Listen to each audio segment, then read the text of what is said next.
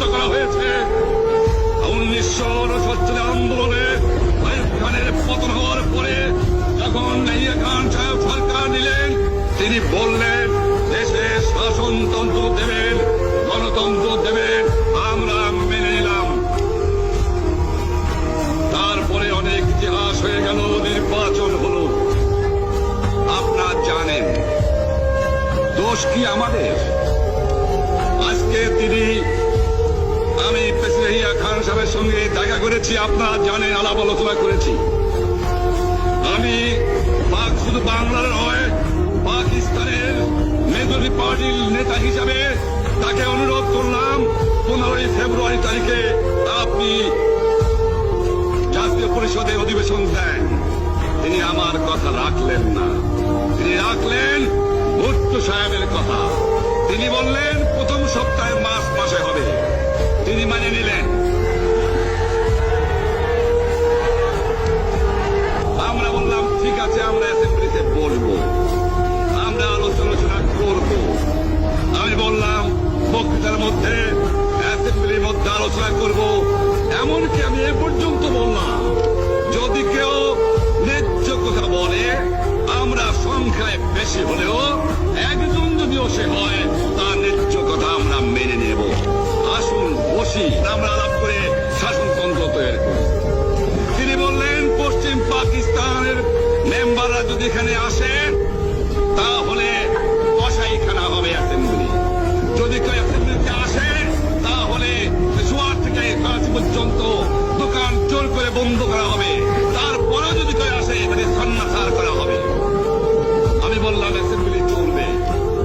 তারপরে হঠাৎ 1 তারিখে অ্যাসেম্বলি বন্ধ করে দেওয়া হলো। কি পেলাম আমরা? আমার পয়সা দিয়ে অস্ত্র কিনেছি বহিঃশত্রু আক্রমণ থেকে দেশকে রক্ষা করার জন্য। আজ সেই অস্ত্র ব্যবহার হচ্ছে আমার দেশের গরিব দক্ষিণী মানুষের বিরুদ্ধে। তার বুকের উপরে হচ্ছে গুলি। আমরা পাকিস্তানের সংখ্যাগুরু, আমরা বাঙালিরা যখনই ক্ষমতায় যাওয়ার চেষ্টা করেছি, যখনই এদেশের মালিক হওয়ার চেষ্টা করেছি, তখনই তারা আমাদের উপরে ঝাঁপিয়ে পড়েছেন। তারা আমাদের ভাই। আমি বলেছি তাদের কাছে এই কথা যে আপনারা কেন আপনার ভাইয়ের বুকে গুলি মারবেন? আপনাদের রাখা হয়েছে যদি বহিঃশত্রু আক্রমণ করে তার থেকে দেশকে রক্ষা করার জন্য।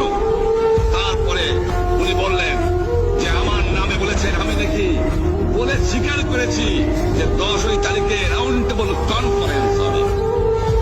আমি উনাকে একথা বলে দেওয়ার চাই, আমি তাকে তা বলি নাই। টেলিফোনে আমার সঙ্গে তার কথা হয়।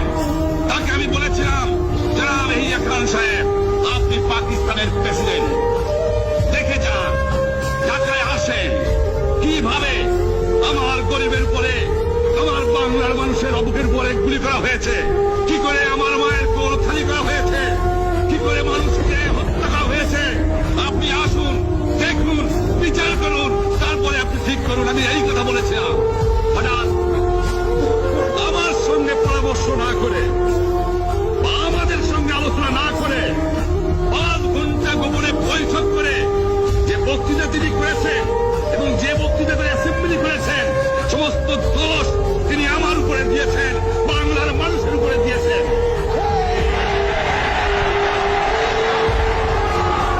আমি পরিষ্কার মিটিংয়ে বলেছি, এবারের সংগ্রাম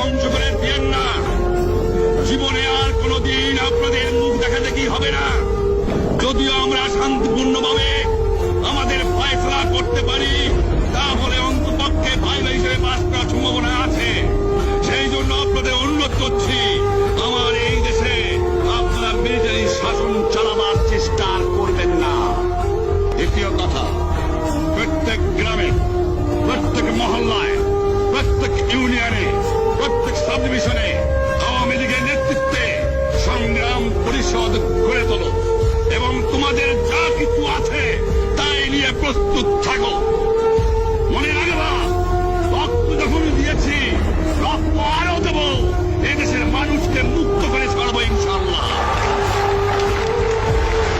এবারে সংগ্রাম আমাদের মুক্তির সংগ্রাম, এবারে সংগ্রাম স্বাধীনতার সংগ্রাম। আপনারা আমার উপরে বিশ্বাস নিশ্চয়ই রাখেন। জীবনে আমার রক্তের বিনিময়েও আপনাদের সঙ্গে বেইমানি করি নাই। প্রধানমন্ত্রিত্ব দিয়ে আমাকে নিতে পারে নাই, ফাঁসি কাজটা আসামি দিয়ে আমাকে নিতে পারে নাই। যে রক্ত দিয়ে আপনারা আমার একদিন জেলের থেকে বার করে নিয়ে এসেছিলেন, এই রেসকোর্স ময়দানে আমি বলেছিলাম আমার রক্ত দিয়ে আমি রক্তের শোধ করবো, মনে আছে?